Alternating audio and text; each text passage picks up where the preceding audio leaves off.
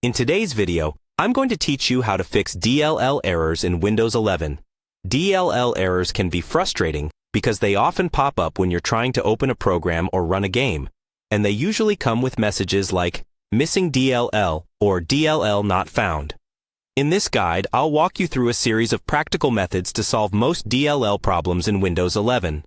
Follow along step by step, and feel free to pause the video while you try each solution on your own computer. Let's start with the simplest and safest approach, restarting your PC and checking for updates. Sometimes, a temporary glitch or a partially installed update can cause DLL issues. Restart your computer first, then open the Settings app, go to Windows Update, and click on Check for Updates. Install everything that's available, including optional updates related to drivers or net frameworks, and then restart again. Many DLL problems disappear at this stage. If the error is tied to a specific program or game, the next thing to do is reinstall that application.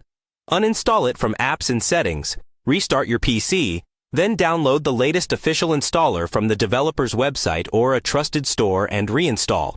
This replaces any damaged or missing DLLs that belong to that app. Next, we'll check and repair your system files. Click on the Start button, search for Command Prompt, right-click it, and choose Run as Administrator. In the window that opens, type sfc/scanow and press Enter. This System File Checker scan will look for corrupted system files, including important DLLs, and automatically fix them where possible. Let it complete fully, then restart your computer and test the program that was giving you the error. If the problem continues, we'll use another built-in tool called DISM. Again, in an elevated command prompt, type dism/online/cleanupimage/restore health and press Enter. This may take some time and requires an internet connection. Once it's done, restart your PC and try again. For DLL errors related to graphics, sound, or specific hardware, updating drivers can help. Open Device Manager, locate the device category, right-click the device, and choose Update Driver.